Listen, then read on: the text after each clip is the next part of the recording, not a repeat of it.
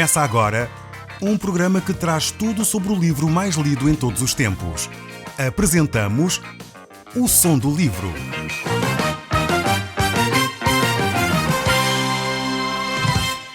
Seja muito bem-vindo. Neste podcast vai encontrar o livro mais conhecido e lido em todo o mundo. Vamos levá-lo numa viagem pela história da humanidade. Este é um audiolivro para si, para a sua família e sociedade em geral. Contextualização e comentários de Paulo Chaveiro. E nós hoje estamos a olhar para o texto do livro de 2 Coríntios. Nós no último programa falámos acerca do conforto de Deus, como Deus age através das circunstâncias, como podemos ver Deus a intervir na nossa vida, que Deus age de uma forma sobrenatural, mas também, essencialmente, de uma forma natural. E Deus é presente no meio da história. Nós vimos muitos outros aspectos nos últimos programas. Temos visto como Deus é poderoso para transformar o nosso ser. E agora nós encontramos-nos aqui, nesta segunda carta aos Coríntios, no capítulo 6, e nós estamos no verso 11. E diz assim a palavra de Deus, tem muitos ensinos para nós. Para vós outros, ó Coríntios, abre-se os nossos lábios e alarga-se o nosso coração. Paulo aqui revela aos crentes em Corinto a sua boa vontade, que ele está de coração aberto. Ele não tem reservas para se dar a estes cristãos em Corinto. Ele é realmente um livro aberto e eles podem ler a sinceridade e a transparência que vai na sua alma. E os verdadeiros servos de Deus devem de realmente agir dessa maneira. Não devem de agir de uma forma dissimulada, mas devem ser transparentes no seu procedimento. Jesus Cristo disse que a boca fala do que o coração está cheio. E o apóstolo Paulo confirma exatamente esta mesma frase de outra forma. É por isso que ele continua no verso 12 a dizer: não tendes limites em nós, mas estáis limitados em vossos próprios afetos. Ele aqui quer continuar a desenvolver esta ideia do seu coração de transparência, da forma como ele se dá.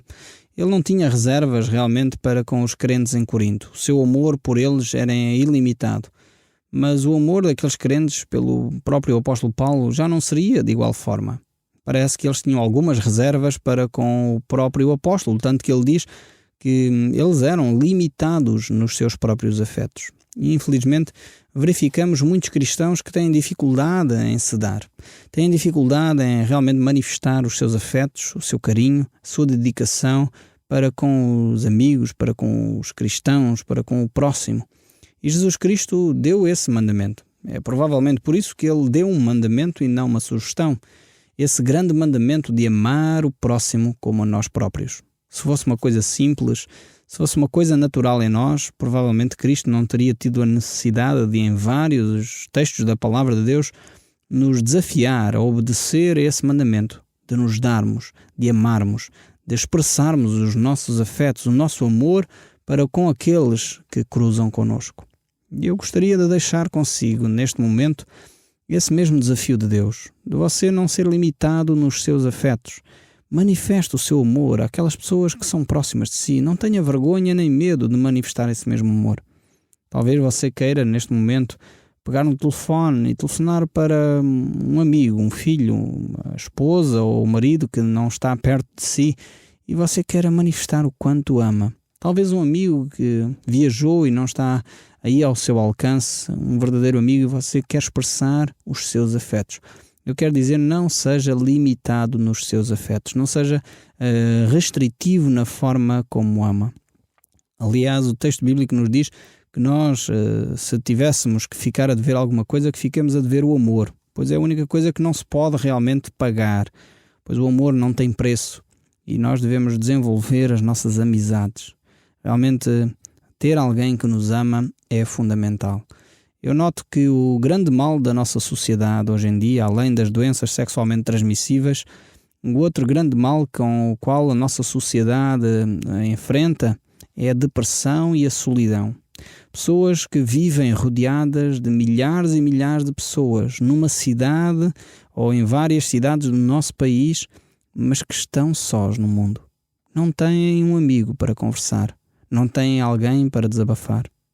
Há algum tempo estava a ouvir um programa na televisão, um programa excelente de informação, e esse programa na televisão falava acerca da depressão. E um psiquiatra que estava a ser interrogado, enfim, sugeridas as suas opiniões naquele programa, ele dizia a certa altura que se as pessoas tivessem 3 relacionamentos significativos, provavelmente não haveria tantas pessoas deprimidas. Então é necessário que você desenvolva boas relações. Eu não sei se esse psiquiatra ou psicólogo foi buscar a ideia à Bíblia, mas parece que Jesus Cristo, desenvolveu essa mesma ideia. Ele tinha 3 grandes amigos próximos, Pedro, João e Tiago.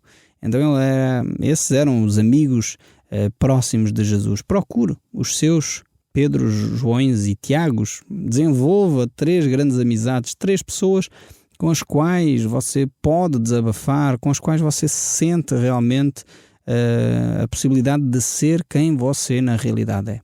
Então, eu desafiava agora mesmo, ao final do nosso programa, não é ainda tarde, você pode pegar no seu telefone e telefonar para uma pessoa que lhe é querida. E não seja limitado nos seus afetos. Desenvolva esses seus relacionamentos. Ame aquelas pessoas que cruzam consigo e faça-o de uma forma arrojada, faça-o de uma forma dedicada, de uma forma zelosa, manifestando o seu amor para com eles. O apóstolo continua a dizer: ora, como justa retribuição, falo-vos como filhos, dilatai-vos também vós. O apóstolo aqui aconselha então os crentes de Corinto a abrir ainda mais os seus corações para com os outros, não serem estreitos, não serem mesquinhos, não serem, tacanhos na forma como se dão, na forma como amam aqueles que cruzam com eles. Nós já falámos um pouco sobre isto.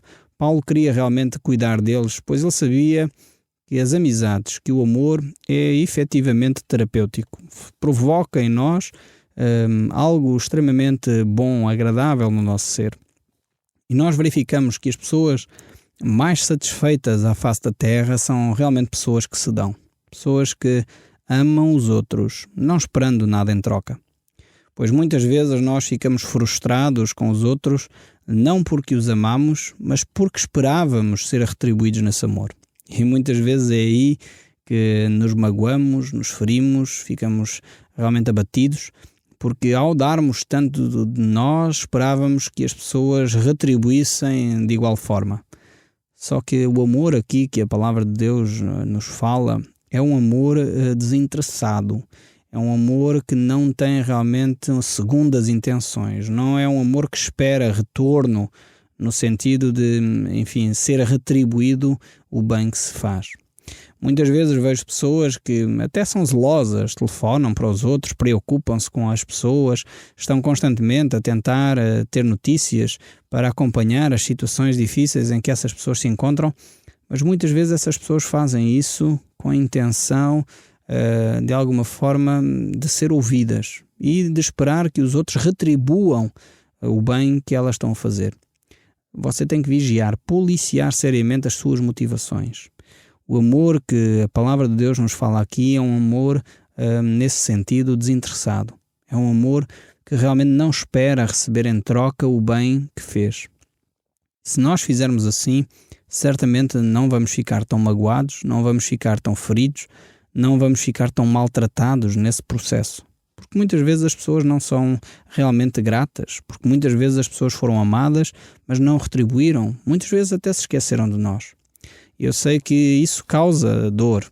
Eu estou a falar, mas sei por experiência própria, não estou a dizer que é fácil viver dessa maneira. Mas é exatamente por isso que nós necessitamos de Cristo, mais uma vez. Que Ele venha suprir as necessidades que nós não encontramos resposta nas outras pessoas. Então devemos obedecer a Cristo, devemos amar, devemos ser afetuosos para com os outros, mas esperar que a resposta e a recompensa venha do próprio Deus. E isto é o grande desafio que Deus nos deixa nas páginas da Bíblia. O verso 14 aqui do nosso texto ainda se prossegue a dizer: não vos ponhais em julgo desigual com o incrédulo, porquanto que sociedade pode haver entre a justiça e a iniquidade, ou que comunhão há da luz com as trevas. Este texto bíblico deveria ser basilar para si. Eu sugeria, se você tivesse Bíblia, sublinhe na sua própria Bíblia este texto bíblico. 2 Coríntios, capítulo 6, verso 14. Ele é uma referência para vários aspectos da nossa vida. A palavra de Deus aqui traça um princípio fundamental da nossa existência como cristão. E diz aqui o texto bíblico que nós não nos devemos colocar sobre um jugo desigual com os incrédulos. Aqui está a falar acerca de fazer sociedades, está a falar acerca de ter comunhão íntima, está a falar acerca de ligação profunda com alguém. Não está a falar, como é óbvio, de falarmos e dizermos bom dia ou boa tarde àqueles que não têm Cristo. Não é isto. Isso já vimos anteriormente, que temos de manifestar o nosso amor. Mas agora aqui está a tratar de relacionamentos profundos. Está a tratar, talvez, de situações como, por exemplo, criar uma empresa. Será que eu vou convidar para sócio alguém que não é cristão, que não tem os mesmos princípios que eu, não tem os mesmos valores? E isto às vezes pode parecer ingênuo, que não tem mal nenhum, mas rapidamente isto traz consequências terríveis para os relacionamentos. A partir de um cristão que quer seguir a Cristo, vai procurar ser verdadeiro nos seus negócios, vai procurar ser verdadeiro para com o Estado, vai procurar ser honesto para com os clientes, e se tem alguém que não se rege pelos mesmos valores, vai criar facilmente uma grande tensão. Basta duas pessoas terem valores completamente diferentes para poderem, então, numa situação difícil, um iria dizer, não pagamos os impostos ao Estado, e o outro diria, não, temos que o fazer, é de lei, diante de Deus e diante dos homens, nós temos de agir dessa maneira. Então isto criaria logo uma grande tensão. Talvez uma pessoa que não tem Deus iria dizer, ok, qual é o mal de nós mentirmos ao cliente? Nós dizemos que vamos lá amanhã, mas só vamos para a semana. E até sabemos que não temos cá as peças e o material, mas não faz mal, o cliente não sabe. Um cristão iria dizer, não temos condições de ir amanhã, nós vamos para a semana, efetivamente. E este tipo de valores iria criar uma tensão terrível. É por isso que a palavra de Deus diz que não se coloquem debaixo desse jugo. E isto é verdadeiro para os negócios, é verdadeiro também para os relacionamentos, para o namoro, para o casamento, para a forma como nós nos damos. E realmente nós deveríamos vigiar mais sobre estas questões que são profundas. Muitas vezes cristãos não valorizam isto que Deus nos está a ensinar aqui, passam por cima deste tipo de assuntos e então depois sofrem consequências terríveis. Nós, como filhos de Deus, não podemos conviver com os mesmos tipos de valores. Realmente temos de aprender os valores de Deus, poder aplicar esses valores na nossa vida, e aquelas pessoas que não têm Deus não vão compreender por que razão nós fazemos dessa forma, por que razão nós vivemos dentro desses padrões. E isto cria sempre tensão. Num casamento, se um cristão casa com um não cristão, claramente se vai levantar a questão da educação dos filhos. Eles vão ter educação religiosa ou não religiosa. E quando se trata de educação religiosa e de valores, como é? A criança poderá então ter um comportamento de acordo com a palavra de Deus ou poderá fazer como ele bem entende. Como é que ele vai viver a sua sexualidade? Como é que ele vai viver sobre a honestidade? Como é que ele vai viver a sua integridade? Como é que ele vai agir nas diferentes situações? Como é que ele vai encarar o mundo à sua volta? Quais os valores que vamos passar e ensinar? E é aqui que um cristão e um não cristão não se podem colocar debaixo do mesmo jugo. É por isso que os textos bíblicos deixam esta referência muito clara para nós termos cuidado, e não só cuidado, é uma advertência séria que nós não devemos estar debaixo do mesmo jugo. É por isso mesmo que o texto bíblico não termina aqui, ele traz ainda mais reflexões para nós analisarmos, e esta ideia de não nos colocarmos sobre um jugo desigual, o apóstolo depois a seguir dá algumas comparações. Ele diz que qualidade ou que ligação há entre a justiça e a injustiça. E a resposta é óbvia, não há nenhuma. Que ligação há entre a luz e as trevas? E a resposta é, mais uma vez, óbvia, não há nenhuma. Mas ele prossegue a dizer, e vai mais longe neste pensamento, e diz: e que harmonia há entre Cristo e Satanás, ou o maligno? Ou que união há do crente com o incrédulo? E claramente verifica-se por estes textos, por estes exemplos, que não há comunhão. Não se pode dizer que Cristo e Satanás são a mesma coisa, não se pode dizer que luz e trevas são a mesma coisa, assim como não se pode dizer que há união entre o crente e o incrédulo. Isto é extremamente sério e muitas vezes nós não valorizamos estes aspectos e pensamos que um cristão pode fazer negócios ou sociedades. Negócios temos que os fazer, senão teríamos que deixar de comer, de beber, de vestir, mas não é nesse sentido de comprar coisas a alguém, mas é no sentido de criar uma sociedade em que há responsabilidades iguais, há atitudes iguais numa mesma empresa. É mais nesse sentido que aqui fala. Está a falar também dos relacionamentos conjugais e nos relacionamentos de namoro. Por isso que o texto diz que não há possibilidade de haver ligação. Não há possibilidade de haver união. Então é aqui que nós, como filhos de Deus, temos de perceber quais são os nossos valores, temos de perceber o que é que Deus nos pede e temos de agir em conformidade com esses mesmos valores, com esses mesmos ensinos das Escrituras. Pois os beneficiados com isso somos nós. Alguns pensam que Deus, ao dar as Escrituras, é para nos chatear ou é para nos fazer ficar tristes. De forma alguma. Essencialmente, quando tenho que tratar com alguns jovens que começam relacionamentos sérios, com vistas ao casamento, e o seu relacionamento se desenvolve, e é óbvio, tenho que citar estes textos da Palavra de Deus, dizendo: não há comunhão entre o cristão e o não cristão. Não pode haver comunhão, porque os valores são diferentes. O sistema de valores, a maneira de encarar a vida, aquilo que cada um espera da vida é completamente diferente. Um filho de Deus deve ter as suas intenções, as suas motivações baseadas na preocupação para com os outros, baseadas na eternidade, baseadas nos valores de Deus. Enquanto um não cristão não tem esta preocupação, não tem esta perspectiva de vida, não tem esta cosmovisão do ser e do estar. Então é impossível casar estas duas ideias. Assim, é necessário que cada um de nós analise bem a sua vida. E precisamos de ter isto muito em atenção, pois as consequências disso são terríveis.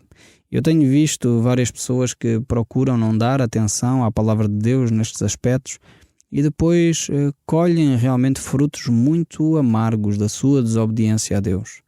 É fundamental nós obedecermos a Deus em todas as coisas. E para que ficasse bem claro na nossa mente que isto era chave, que isto era importante, o apóstolo Paulo, inspirado por Deus, diz que harmonia há entre Cristo e Satanás. É a mesma possibilidade. Você, se chegasse e dizia: ok, mas eu estou apaixonado ou apaixonada pelo fulano tal, ele não é cristão, não tem os mesmos valores, ainda não entregou a sua vida a Cristo. A palavra de Deus diz então o que você deve fazer. Não há possibilidade de ligação. Você talvez pergunte: mas ele é boa pessoa. Mas não é isso que está em causa. Eu acredito que é boa pessoa. O problema não tem a ver com o facto da pessoa ser boa gente, ter um bom caráter. Não tem a ver com isso. Tem a ver com a sua natureza espiritual. Tem a ver com o facto de ele ainda não estar rendido aos pés de Cristo. Tem a ver com o facto de ele ainda não ser realmente um filho de Deus. Tem a ver com o facto de ainda não ter entregue a sua vida nas mãos de Deus, não ser governado pelos princípios de Deus. E é por isso que não há harmonia entre Cristo e Satanás. Mesmo quando Satanás se passa por anjo de luz, que é o que diz as Escrituras, muitas vezes Satanás tem esse poder para parecer um anjo de luz. Mas mesmo nessas alturas continua a não haver possibilidade de ligação entre Cristo e Satanás. Assim como continua a não haver possibilidade de ligação entre um cristão e um não cristão.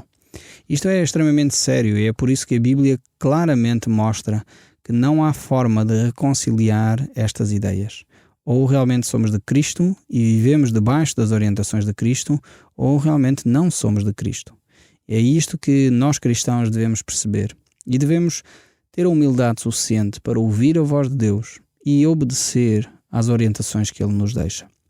O verso 16 ainda prossegue a dizer: que ligação há então entre o santuário de Deus e os ídolos?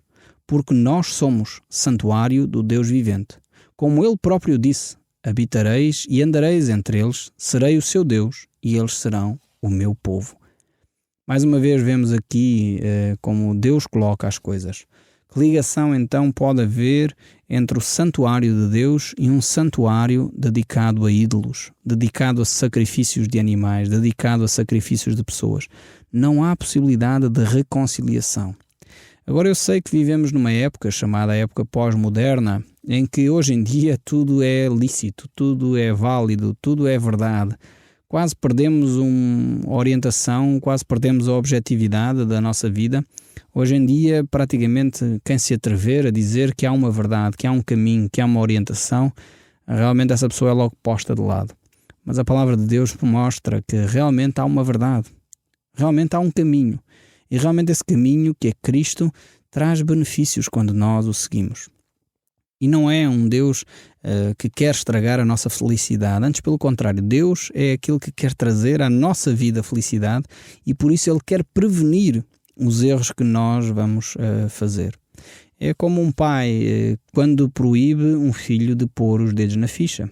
Eu, como pai, os meus filhos já passaram essa fase, e você, se calhar, como pai ou mãe, já teve filhos pequenos, e quando as crianças vão colocar os seus dedos na ficha, bebés ainda, a intenção do pai não é estragar a brincadeira do filho. A intenção do pai não é ser um mau pai, antes pelo contrário. É exatamente salvar o seu filho, porque sabemos do perigo em que ele se vai colocar. Assim, Deus, quando nos deixa recomendações deste género nas Escrituras, é como um pai querido que está a dar uma pequena palmada na mão do filho para ele não pôr a mão na ficha. Ou como um pai quando pega ao colo o seu filho e o retira de uma zona de perigo, porque sabe se ele continuar ali, provavelmente vai se magoar de uma forma muito séria. Deus faz isso nas Escrituras. E por isso Deus deixa estas recomendações tão veemente, deixa estas recomendações tão claras. Cabe-nos a nós ouvir a voz de Deus e a retirar a mão da ficha. Cabe-nos a nós de ouvir a mão de Deus e sair do caminho perigoso para realmente podermos ficar num lugar seguro, onde podemos continuar a desfrutar da vida em segurança, sem perigo que nos traga destruição ao nosso ser. Mas continuando ainda no nosso texto, o verso 17 nos diz: Por isso, retirai-vos do meio deles, separai-vos, diz o Senhor, não toqueis em coisas impuras, e eu vos receberei. Serei vosso pai, e vós sereis para mim filhos e filhas, diz o Senhor Todo-Poderoso. Realmente esta é a intenção de Deus para cada um de nós. Ele quer ser o nosso pai querido, como eu acabei de ilustrar com cada um de nós que tem filhos. Ele quer retirar-nos no meio das situações perigosas, como nós tiramos os nossos filhos quando eles estão em perigo, numas escadas, numa zona de fios elétricos, numa zona onde realmente eles correm perigo. Deus diz para nós sairmos desse meio. Exatamente para nos proteger, para nos dar segurança, para nós podermos desfrutar a vida de uma forma intensa e bela. Porque Ele quer ser o nosso Pai. Ele quer ter um relacionamento consigo. E por isso o autor conclui aqui esta secção dizendo: Tendo, pois, ó amados, tais promessas, purifiquemo-nos de toda a impureza, tanto da carne como do espírito, aperfeiçoando a nossa santidade do temor de Deus. Realmente com estas promessas nós fiquemos à procura de uma vida santa. Possamos agir em nossos dias percebendo o amor de Deus, o carinho que Ele nos tem, que Ele não nos quer ver magoados nem a sofrer, mas Ele quer nos dar uma vida e uma vida abundante. O Som do Livro, uma produção da Rádio Transmundial de Portugal.